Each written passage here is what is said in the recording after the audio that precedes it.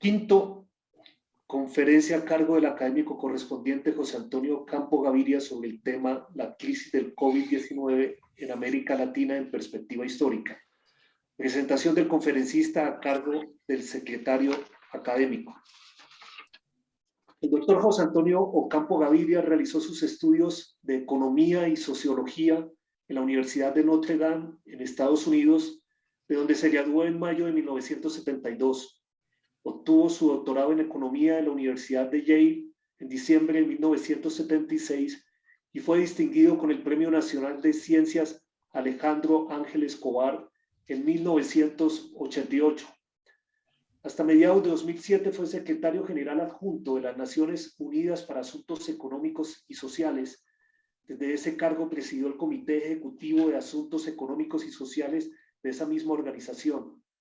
Antes de asumir estas funciones, fue secretario ejecutivo de la Comisión Económica para América Latina y el Caribe desde enero de 1998 hasta agosto de 2003 y se desempeñó en varios cargos gubernamentales en Colombia, incluyendo los de ministro de Hacienda y Crédito Público, director del Departamento Nacional de Planeación y ministro de Agricultura. Como académico, ha sido director de Fedesarrollo, profesor de la Facultad de Economía de la Universidad de los Andes y de la Universidad Nacional de Colombia y profesor visitante de las universidades de Columbia, Cambridge, Yale y Oxford. Recibió el título doctor honoris causa de la Universidad Complutense de Madrid, de la Universidad Nacional de Colombia y de la Universidad San Marcos de Lima. Es autor de múltiples libros y artículos sobre teoría y política macroeconómica, desarrollo económico, comercio internacional e historia económica. En febrero de 2008 ingresó como académico correspondiente de la Academia Colombiana de Historia. A continuación, conferencia a cargo del académico José Antonio Ocampo Gaviria sobre el tema la crisis del COVID-19 en América Latina en perspectiva histórica. Tiene la palabra, doctor Ocampo. Bueno, muchísimas gracias por esta oportunidad para presentar este trabajo. Muchas gracias por sus muy amables palabras, doctor Rodolfo. Muchas gracias también, doctor Roger. Y saludo pues a todos los miembros de la Academia Nacional, así como de las academias regionales. Este trabajo de historia económica obviamente involucran el uso de muchos datos. Entonces los voy a agobiar con algunas gráficas de todo tipo para tratar de entender, digamos, la magnitud, digamos, del fenómeno que estamos hablando. Dicho sea de paso, para los que estén interesados, este trabajo ya fue publicado en la revista La CEPAL del mes de diciembre del año pasado, para quienes quieran leer el texto correspondiente. Lo que hago yo en este trabajo es básicamente hacer una comparación sobre todo de los efectos de las perturbaciones o choques externos, digamos, que han experimentado las economías latinoamericanas, comparando esta crisis con las crisis anteriores. Entonces voy a comenzar, digamos, con mi presentación gráfica digamos, de este fenómeno. Entonces, al hacer el análisis histórico desde comienzos del siglo XX, que es el momento en que uno tiene suficientes datos, digamos, para hacer digamos, unas cifras agregadas para América Latina, encontramos que ha habido, digamos, antes de la crisis actual, 4 crisis importantes, dos que yo llamo de larga duración, que son la Gran Depresión de los años 1930. Esta fue el resultado, recuerden, del colapso de la Bolsa de Nueva York en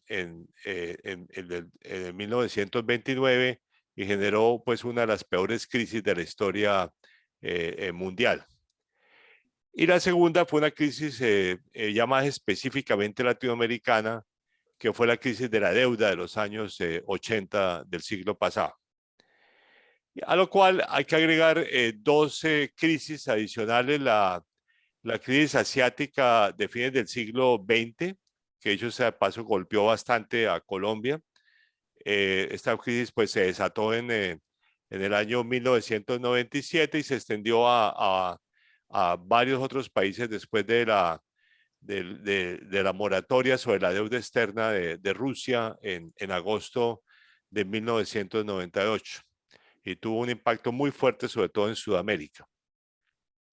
Y la crisis del Atlántico Norte del 2007-2009. Esta es la crisis que generalmente llama la crisis financiera internacional, pero con un amigo de la India, que también es economista e historiador, digamos, hemos debido llamarle crisis del Atlántico Norte, porque decimos, bueno, todas las crisis cuando ocurren en el mundo del desarrollo tienen nombre.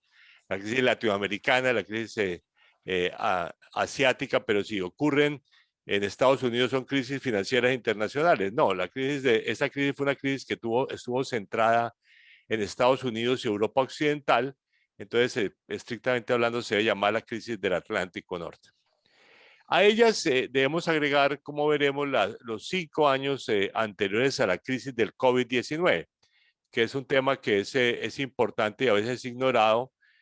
Pues no, en el caso colombiano, pues hubo una desaceleración fuerte, pero para el conjunto de América Latina, el crecimiento fue prácticamente nulo, fue prácticamente un estancamiento de las economías latinoamericanas. En este contexto, vamos a ver gráficamente que la crisis del COVID-19 es la más fuerte de la historia.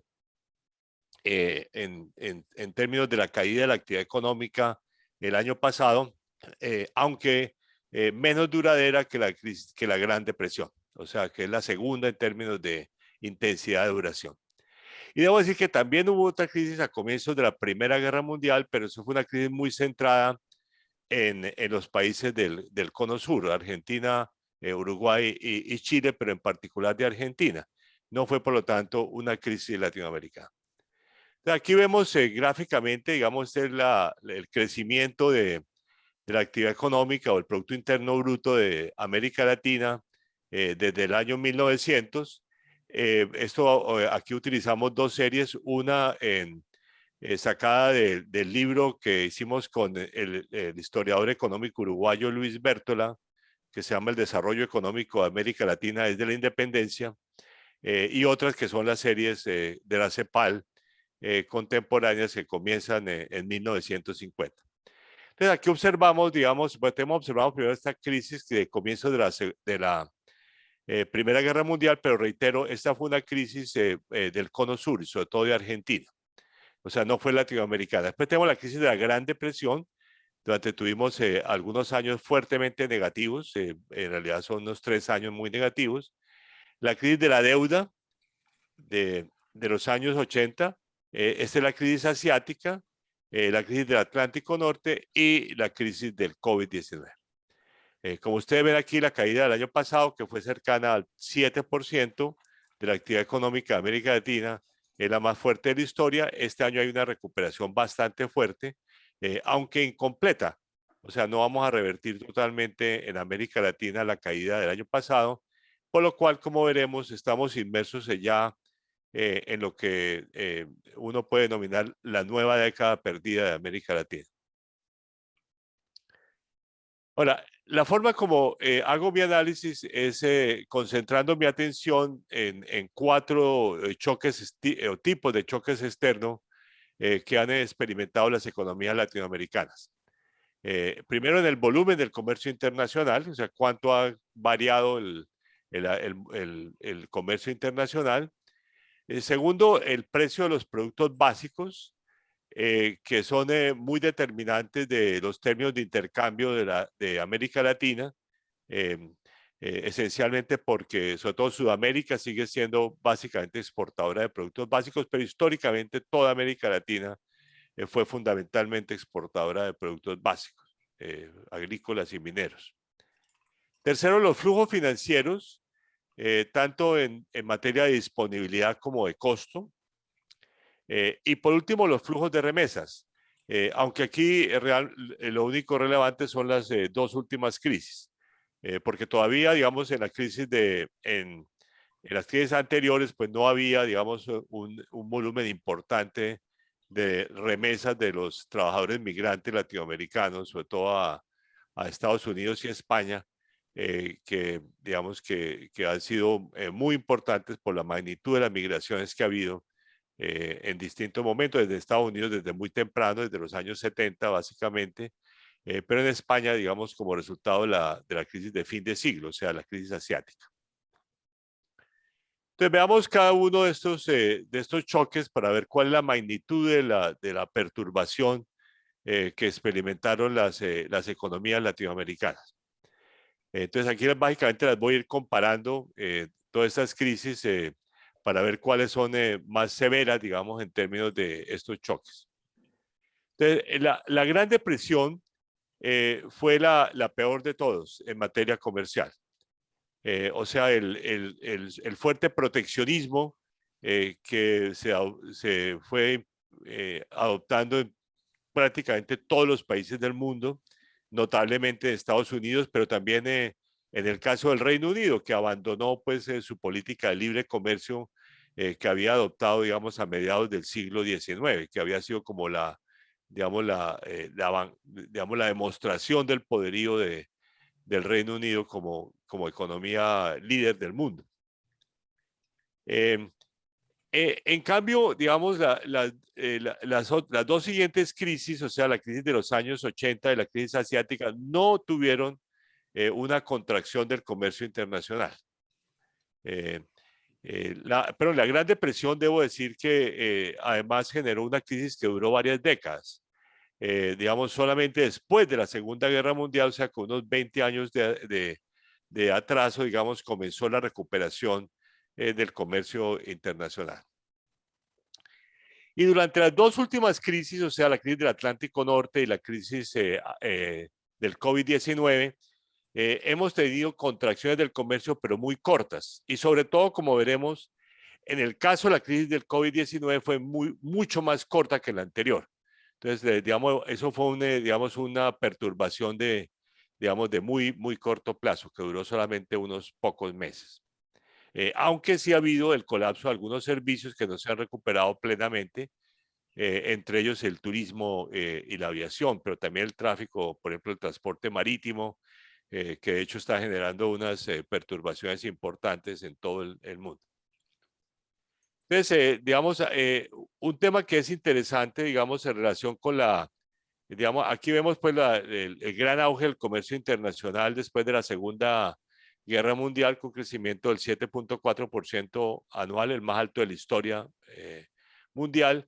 Después hubo una desaceleración que básicamente es por altos precios del petróleo y los efectos que tuvo la economía mundial, pero después viene el segundo auge, que entre, digamos, 1986 y el 2007, y lo que sí fue importante es que la crisis digamos, del Atlántico Norte, aunque vamos a ver su efecto sobre el comercio en el corto plazo fue muy pequeño, sí generó una desaceleración del comercio internacional que ha venido creciendo al 3% por año en vez del 7% que había crecido durante gran parte de la posguerra. Y aquí vemos las dos últimas crisis. Aquí vemos la crisis del Atlántico Norte y la crisis actual en términos de tanto de volumen como de valor de comercio. Ustedes ven aquí, digamos, después del colapso del banco de inversión Lehman Brothers en septiembre del 2008, una fuerte contracción del comercio de un 20% en volumen y de más del 30% en valor. Pero, digamos, ustedes observan también la recuperación rápida posterior, aunque en total más o menos la economía mundial tardó 1 año y medio en recuperar los niveles previos a la crisis. En la crisis actual, digamos, también hubo una caída inicial fuerte, digamos, en marzo, abril del año pasado tuvo su punto más bajo, pero después la recuperación fue mucho más rápida. De tal manera que, digamos, mientras esta crisis duró 1 año y medio, uno puede decir que esta crisis duró unos 6 meses. O sea, en términos históricos fue una crisis en materia de comercio bastante débil. Los choques de términos de intercambio asociados a precios de productos básicos han sido más frecuentes que los de volúmenes del comercio. Y aquí, digamos, lo que uno observa es, en primer lugar, un colapso durante la Gran Depresión, que en realidad se había acentuado la caída que se dio después de la Primera Guerra Mundial. Después de la Primera Guerra Mundial, entre mediados del año 1920 y el año 1921, hubo la peor caída digamos, de precios de productos básicos a nivel mundial de la historia. Los precios cayeron casi un 50%. Esto, dicho sea de paso, tuvo unos impactos importantes en Colombia, porque varios de los exportadores de café se quebraron, y los bancos que estaban asociados pues, al financiamiento del comercio del café.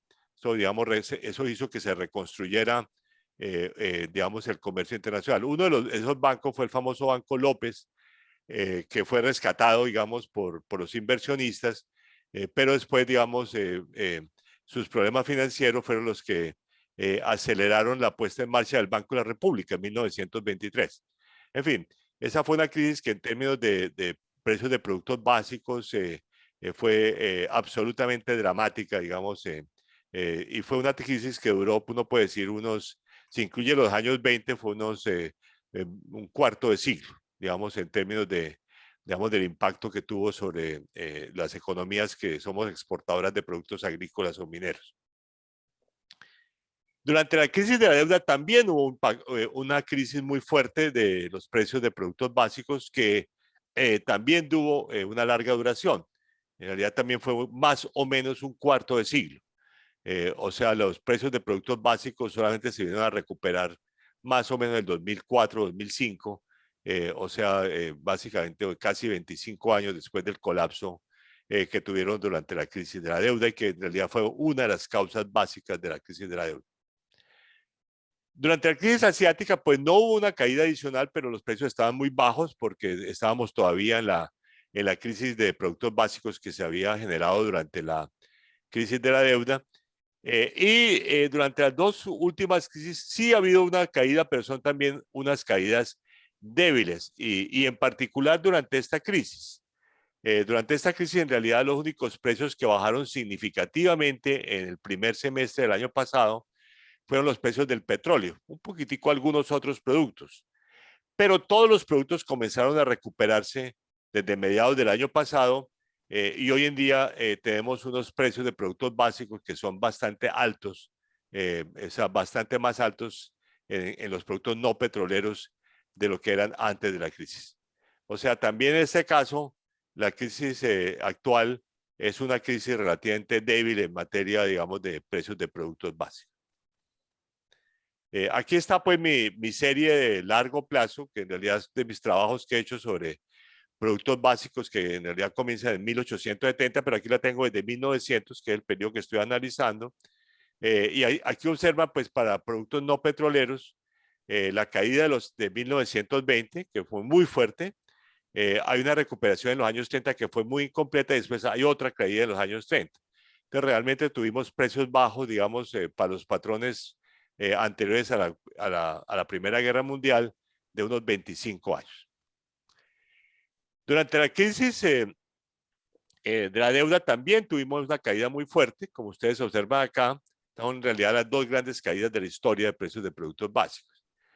Aquí también nuevamente los precios permanecieron muy deprimidos, más o menos hasta el 2004-2005, o sea, 25 años también de bajos precios. Ustedes observan que en rojo aquí tengo el petróleo, que en realidad no compartió, digamos, esas tendencias, y tuvo pues este auge en los años 70 por lo que se llamaron los choques petroleros de aquella época, los aumentos de 1973 y 1979 por el recorte de la producción de los países del Medio Oriente en particular. Pero digamos, los precios de petróleo también colapsaron en 1986 y permanecieron también deprimidos por varios años, hasta básicamente lo mismo que los productos no petroleros. Y aquí tenemos pues que, digamos, la crisis del Atlántico Norte generó una caída, digamos, pero muy relativamente pequeña, y ahorita vamos a ver un poco la crisis actual en perspectiva. Esta es precisamente la historia de las dos últimas crisis. nuevamente de combustibles y no combustibles. Aquí observamos digamos, la caída que hubo durante la crisis del Atlántico Norte, bastante fuerte en combustibles. En realidad, una cosa que uno encuentra en estos análisis históricos de precios es que digamos, desde los años 70 del siglo pasado, durante el último medio siglo, los precios del petróleo son mucho más inestables que los otros precios. Son los precios más inestables que hay en productos básicos. En fin, ustedes observan aquí esta caída tan fuerte de productos básicos, pero también de otros precios. Pero la recuperación pues se da y más o menos como el comercio toma como 1 año y medio. Pero observen la crisis actual.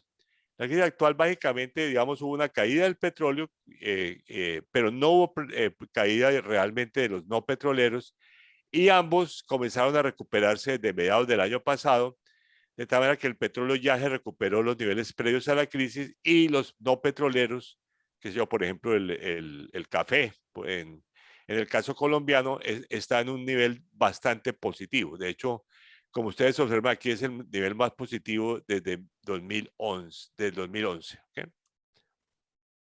Bueno, el tercer grupo de, digamos, de perturbaciones o choques son los financieros.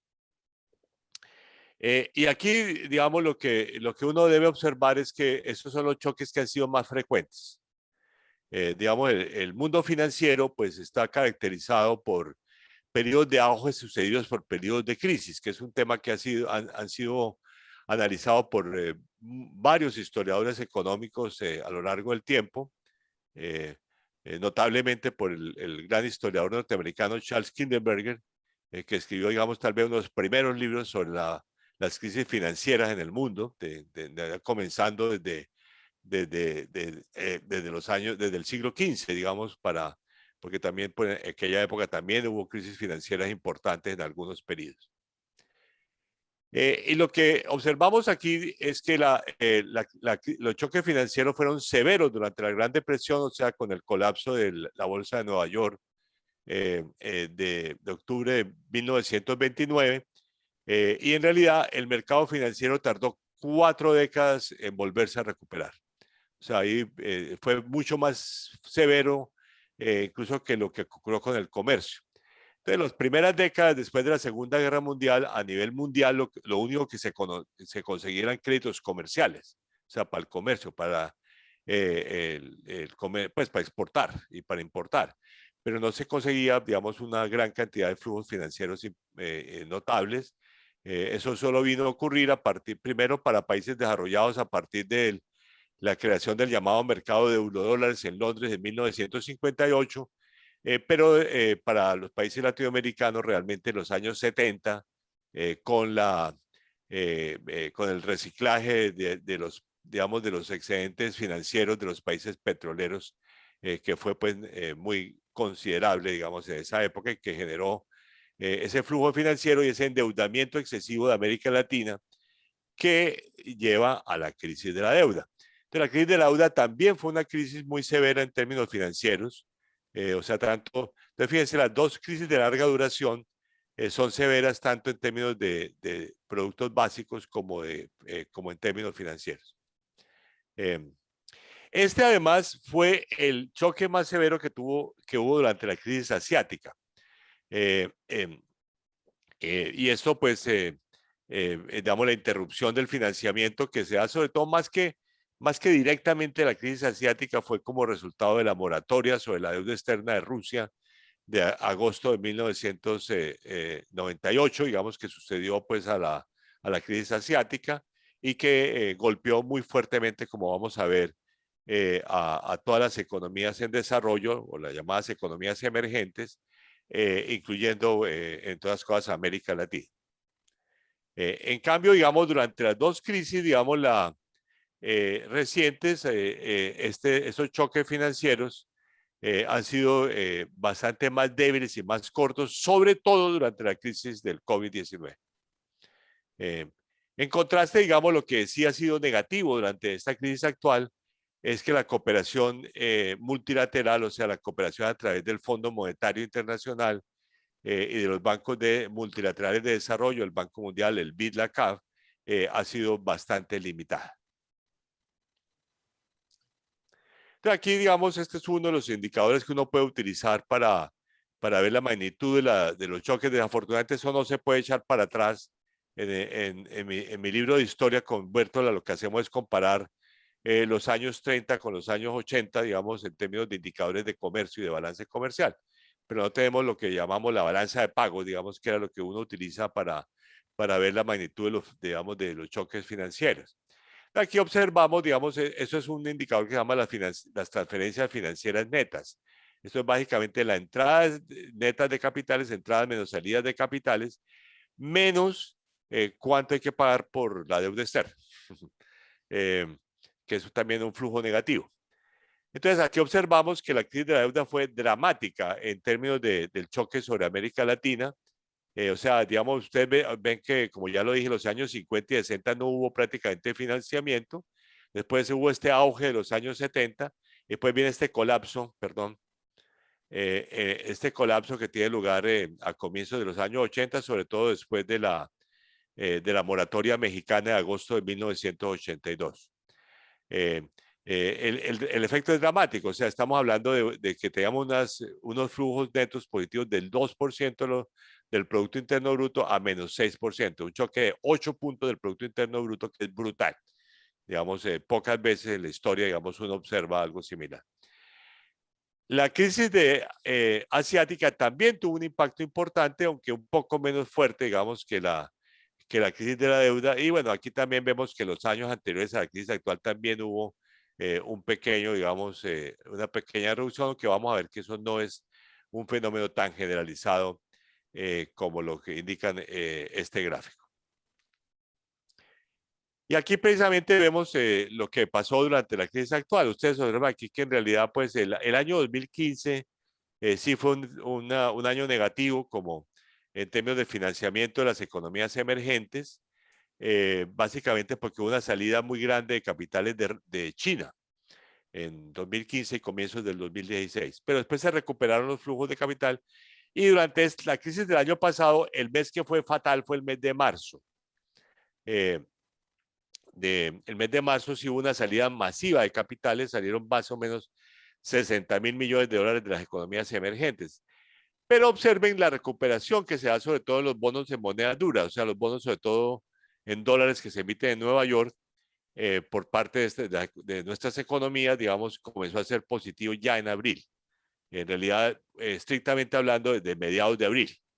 Y de entonces han sido positivos todos los años y más aún a fines del año pasado hubo también pues una gran cantidad de entrada de capital accionario hacia economías emergentes. O sea, básicamente tuvimos una crisis de 2 meses. Entonces yo una forma como resumo esto en mi presentación es que esta crisis en materia financiera fue de 2 meses, la crisis del Atlántico Norte fue de 8 meses, la crisis asiática de 6 años, la crisis latinoamericana de 8 años. O sea que estamos hablando de una crisis también que fue en esta materia relativamente de. Y aquí, digamos, lo que tengo yo es el costo del financiamiento, que son datos para el mercado de bonos que se consiguen desde 1998. Y aquí ustedes observan, digamos, lo dramático que fue la crisis de Atlántico Norte, perdón, la crisis asiática en términos de costos de financiamiento. O sea, tuvimos básicamente 5 o 6 años de un altísimo costo del financiamiento.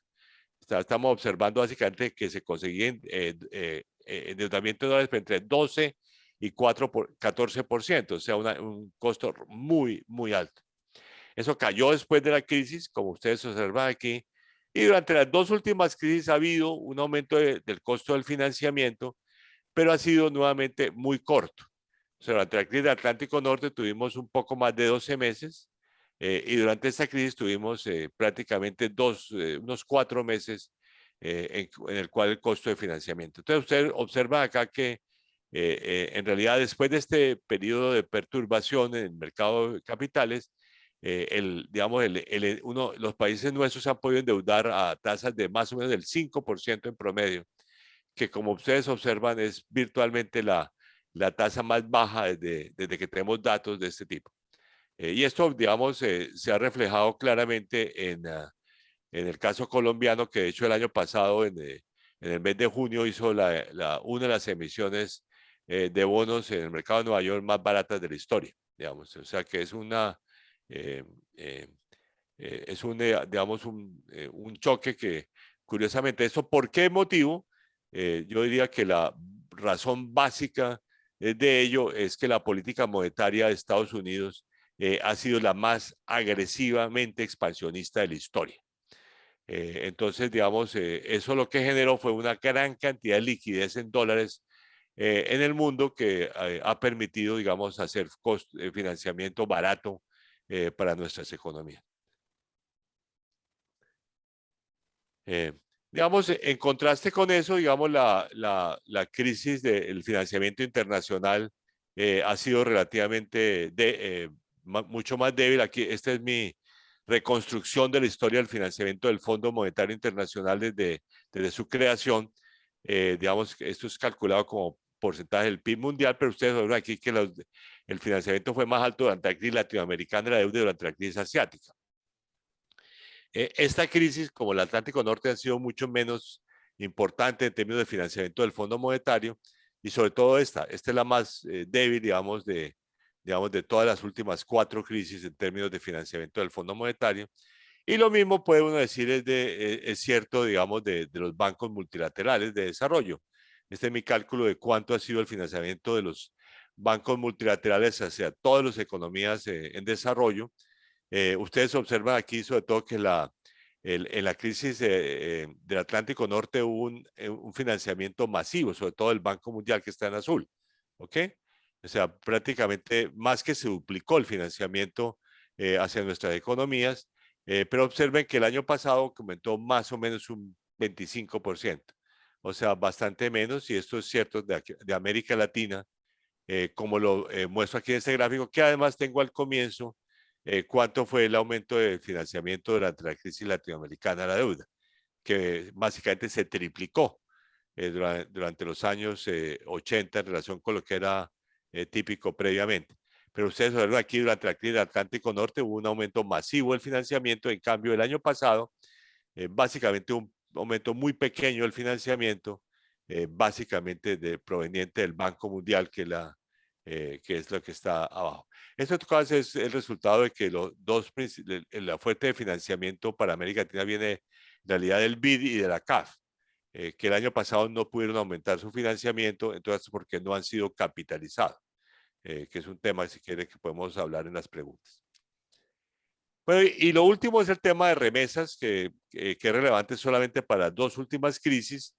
Entonces, aquí pues hay que decir que el choque de remesas del año 2009 fue muy fuerte. Las remesas hacia América Latina bajaron 14% y no se recuperaron plenamente sino hasta 5 años después, o sea, hasta el 2014.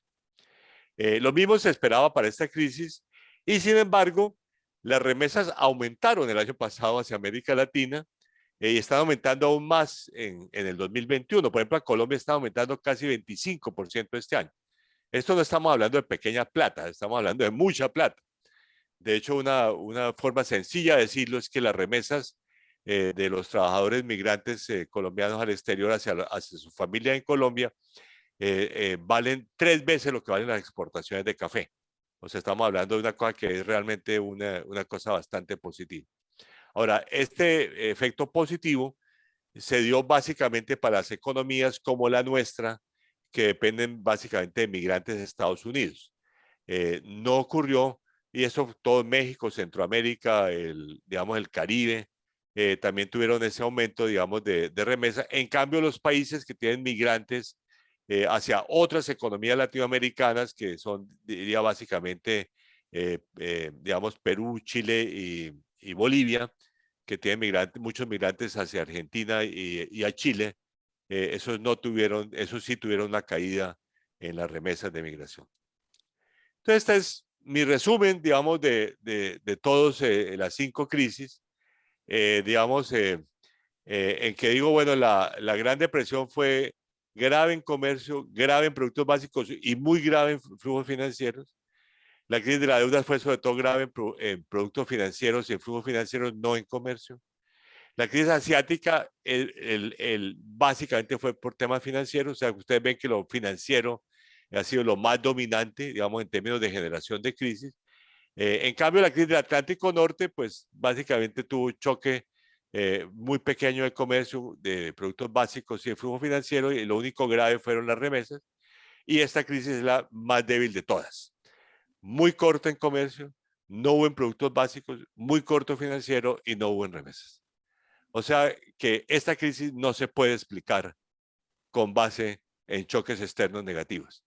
Entonces, termino pues con unas breves observaciones, digamos, de mi interpretación de, digamos, entonces comienzo con el resumen de lo que he dicho, digamos, que, digamos, esta crisis obviamente ha tenido choques internacionales que han sido fuertes, pero no peores, y de hecho mejores que prácticamente todas las otras crisis, básicamente porque el financiamiento privado, el comercio y las remesas se han comportado bien. Entonces, el pobre desempeño de América Latina durante la crisis del COVID-19, que es sorprendente, se debe sobre todo a factores internos, no a factores internacionales. Obviamente la pandemia es internacional, entonces uno puede decir la pandemia es la causa básica. Y lo que es interesante e importante también viene después de uno de los peores quinquenios de la historia. De hecho, el quinquenio 2015-2019, en que la economía latinoamericana apenas creció 0.2%, o sea, prácticamente estuvo estancada, digamos, es el peor quinquenio después de la Segunda Guerra Mundial. Entonces, digamos, digamos, las causas son básicamente nacionales o regionales. O sea, primero la pandemia misma, que ha sido muy severa en América Latina, digamos, comparada con otras regiones del mundo. Uno puede decir que, sobre todo, digamos, en el mundo en desarrollo ciertamente ha sido la región más afectada, y además hay rezagos en vacunación que varían de país en país. Pero además viene, como dije, de uno de los peores quinquenios de la historia. De hecho, el año pasado, en enero del año pasado, yo escribí una columna de opinión internacional en que dije que América Latina acababa de pasar media década perdida. Y así fue. Pero digamos, lo grave es que la crisis del COVID vino después de esa media década perdida. Entonces, el impacto ha sido dramático, como vamos a ver en las gráficas finales. Y, digamos, esto además se dio en medio de una capacidad para hacer política agresiva en materia de gasto público limitada, digo, básicamente porque el nivel de endeudamiento público era alto antes de esta crisis en forma importante. Entonces, la capacidad para aumentar el gasto público era bastante limitada. Esto, dicho sea de paso, también es cierto del caso de Colombia. Y obviamente, digamos, sobre la deuda pública se acumula la deuda digamos, que se ha contraído el año pasado y este año, con lo cual, digamos, estamos, en el caso colombiano, en el nivel de deuda pública más alto de la historia. Y también eso es cierto de varios otros países latinoamericanos, por ejemplo de Brasil, donde el fenómeno es dramático. Entonces termino con estas dos láminas, básicamente para mostrar las 2 décadas perdidas. De la década perdida de los años 80, la economía latinoamericana creció al 1.7% por año, perdón, al 1.4% por año, que era menos que la población, que era el 2.2%. Entonces hubo una caída de la producción por habitante significativa, que tardó de hecho un poco más de una década en recuperarse. Solamente recuperó de hecho en el año 1994. Y aquí, digamos, tenemos mi media década perdida, el COVID, y aún con la recuperación en curso, aquí yo he proyectado con los datos de la CEPAL para el año entrante, y suponiendo que el 2023 va a ser similar al año entrante, que vamos a crecer más o menos el 0.7% por año. O sea que todavía en el 2023 tendremos un Producto Interno Bruto por habitante que es más o menos un 3% inferior al que teníamos antes de media década perdida. Y, digamos, el efecto dramático también se ha dado en materia de pobreza. Esos son los datos de la CEPAL para América Latina. Aquí pues observan aquí que la crisis de la deuda aumentó el nivel de pobreza del 40 al 48%. En realidad todavía en 2002 teníamos un nivel de pobreza más alto que el de 1980. Entonces también aquí hubo más o menos medio siglo, perdón, sí, un cuarto de siglo perdido en materia de lucha contra la pobreza. Y aquí observamos, digamos, que después de esta mejoría que hubo durante este periodo de crecimiento entre el 2012 y el 2014, que comenzó a haber un deterioro durante la media década perdida y el año pasado un deterioro muy fuerte. O sea, básicamente hemos retrocedido unos 15 años en materia de pobreza. Entonces, también en materia de actividad económica de pobreza, estamos en una crisis que es de larga duración y que tardará bastante en recuperarse en América Latina. Bueno, con esto termino mi presentación y me abro pues a preguntas y comentarios.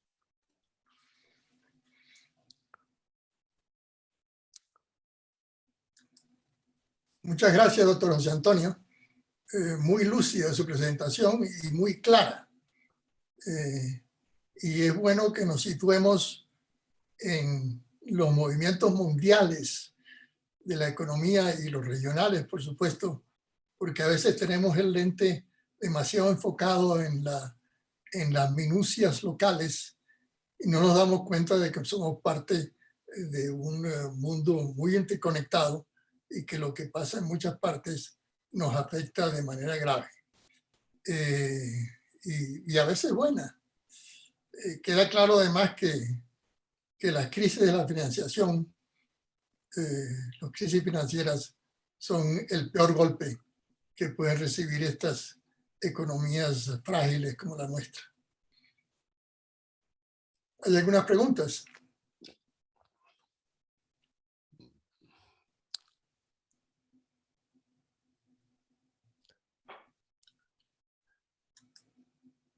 ¿Qué hay en el chat?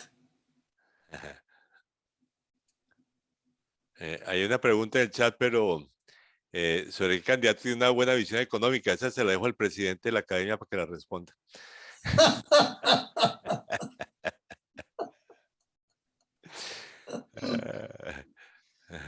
Ay, ay, ay. Ese es un análisis que se requiere que tú lo hagas en profundidad. En otra conferencia, doctor Rodolfo. Esta no es desde ese tema. El académico Gabriel Echeverry quiere pedir la palabra.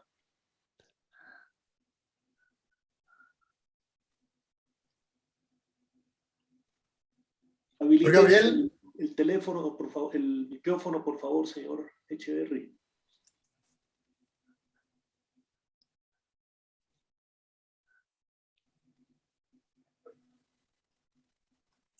Si no, ¿por qué no la palabra del doctor Bermúdez, que tiene la mano levantada? Ah, bueno, Alberto, tiene la palabra. Muchas gracias y ante todo, pues felicitaciones, profesor Ocampo, por su presentación. Yo quería hacer una pregunta que es poco, pues, de un lego, ¿no? ¿Cuál es el papel en el caso de América Latina, particularmente en estas últimas décadas y aún desde los años 80, el papel de las economías informales, del narcotráfico, etcétera? ¿Cómo se pueden poner en ese cuadro que usted nos ha presentado? Bueno, esa es una pregunta obviamente muy relevante para Colombia, pero yo, digamos, hay una afirmación que se hace a menudo y es que, digamos, digamos, el narcotráfico compensa para Colombia, por ejemplo, los efectos de las crisis internacionales. Yo diría que digamos, el impacto del narcotráfico es, digamos, bueno, yo diría, es muy dramático en ciertos temas, por ejemplo, en algunas regiones de Colombia. Qué sé yo, lo hemos visto, digamos, ahora, por ejemplo, en el sur de la costa pacífica, por ejemplo, toda esa región es muy afectada y hay algunas otras pues, que han sido afectadas en distintos momentos de la historia. Pero en términos de su magnitud en dólares, no es tan grande. Digamos, las estimaciones que han hecho a lo largo del tiempo distintos economistas dicen que la, digamos, representa, no sé, un 3 o un 4% de la economía, no mucho más. Básicamente porque el grueso del dinero del narcotráfico se queda en los países consumidores. O sea, el precio se multiplica, digamos, por lo menos 10 veces entre el momento de exportar en nuestros países y el momento que se consume. Entonces, el 90%, digamos, del negocio en total está en realidad en los países desarrollados, no en nuestras economías. Ahora, como es una actividad muy concentrada, o sea, donde las utilidades están concentradas en muy pocas manos, entonces también da lugar a grandes fortunas. Pero no es porque eso, digamos, esas grandes fortunas, pues como las conocemos muy bien, han afectado dramáticamente, incluyendo, debo decir, nuestro sector judicial, digamos, o incluso algunos líderes políticos que fueron asesinados pero no por, pero no, yo diría, nunca alcanzan a compensar la magnitud de las crisis internacionales que yo he estado analizando acá. Y eso, pues, obviamente es también cierto de otros países latinoamericanos. De hecho, Colombia puede ser el más dramático, digamos, en ese sentido. El doctor Ocampo, en compañía de otros, hizo uno de los más tempranos análisis del impacto del narcotráfico sobre la economía desde el punto de vista macro colombiana. Y desde entonces llegó a esas conclusiones que nos está observando y no creo que las cosas hayan cambiado.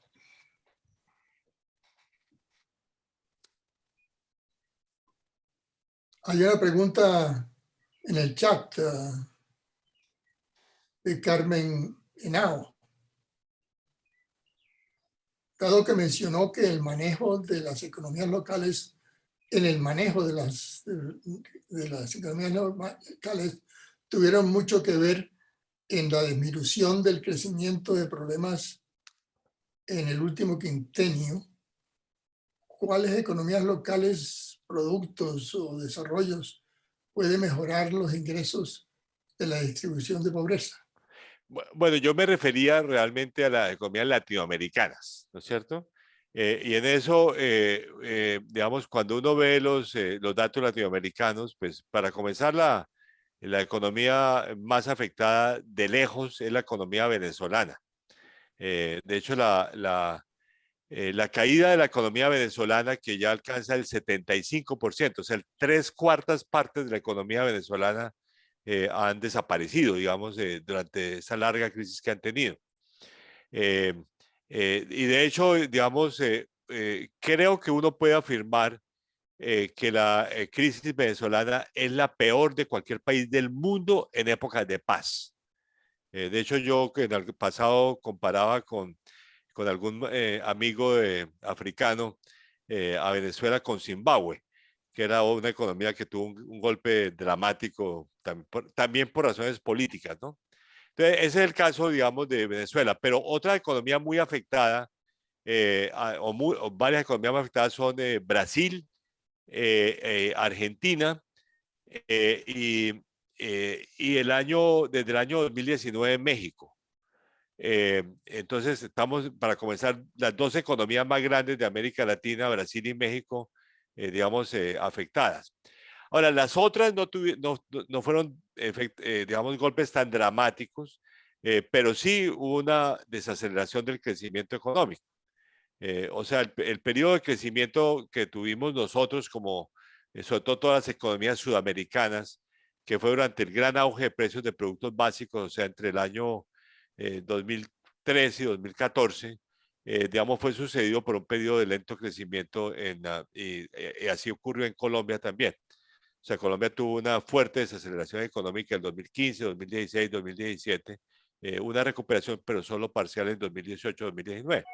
En fin, entonces sí, ese periodo como un todo, aunque no fue de recesión en Colombia, sí fue de un periodo de lento crecimiento. Todas las crisis tienen impactos regionales en los países muy diferentes. Eso es una realidad. Y de pronto esta crisis del COVID es una de las más dramáticas en ese sentido porque, digamos, porque depende de la actividad. Por ejemplo, el turismo, que ha sido muy golpeado, pues obviamente afecta dramáticamente al Caribe, ¿no? Mucho más que a otras regiones. Digamos, el sector manufacturero, que fue otro sector fuertemente afectado, aunque ese ya se ha recuperado, pues afectó mucho pues, a los centros industriales, o sea, a las grandes ciudades. Puedo decir, la minería también ha sido muy afectada, y ahí pues sí son distintas partes del territorio colombiano, ahí donde digamos hay explotación minera. La pregunta interesante, doctor Ocampo, no sé si la ves, ¿podría explicarnos las causas del débil de financiamiento de las multilaterales en esta crisis del COVID? También en América Latina y en el Caribe, Sí. sobre todo ante la crisis social que ha sobrevenido. Bueno, en escritos que yo he hecho sobre que comparo el manejo multilateral, sobre todo por parte del grupo de los 20, de esta crisis con la crisis del 2008-2009, uno de los hechos que he resaltado es precisamente la actitud tan diferente que han tenido ante los bancos multilaterales de desarrollo. O sea, la principal decisión que hubo el grupo de los 20 durante la crisis anterior fue en la reunión de Londres de marzo, abril, o sea, de fines de marzo y el 1 de abril del año 2009. Y una de las decisiones que se tomó allí fue capitalizar todos los bancos multilaterales de desarrollo. Y todos fueron capitalizados, incluso el Banco Asiático y el Banco Africano se les duplicó el capital, el BID se le aumentó 70%, y nosotros por nuestra parte capitalizamos la CAF. ¿Ok? Ahora, eso no ocurrió durante esta crisis. O sea, si usted mira las declaraciones de los ministros de Hacienda o los jefes de Estado del grupo de los 20, desde el año pasado, en ninguna aparece la idea de capitalizar los bancos multilaterales de desarrollo. La pregunta es, ¿por qué diablos? ¿Quién era el que estaba negativo? Seguramente uno de ellos era el Estados Unidos, con el presidente Trump, pero tampoco ha habido un cambio en ese sentido con el presidente Biden.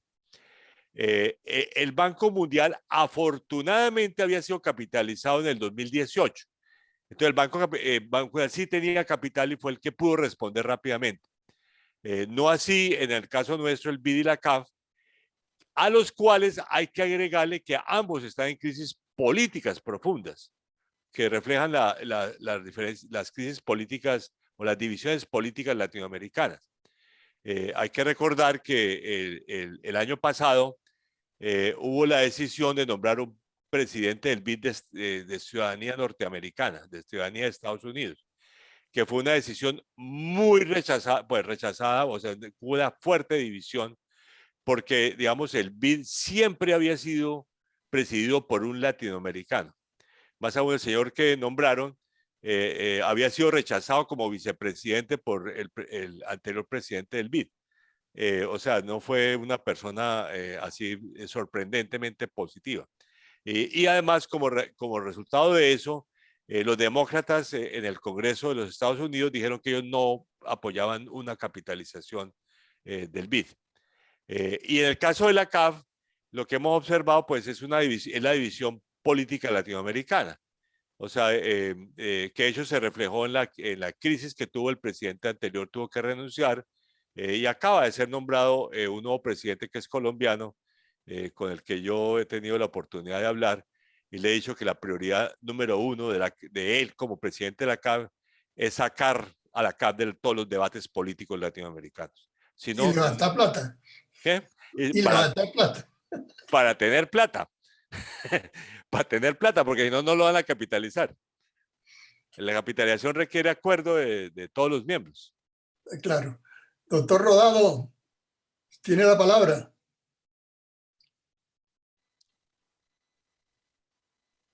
Carlos. Sí, ya. Presidente, muchas gracias. En primer lugar, yo quiero felicitar a José Antonio Ocampo por la excelente conferencia que ha pronunciado. La verdad es que ha sido una conferencia clara, ha sido una conferencia ordenada, ilustrativa.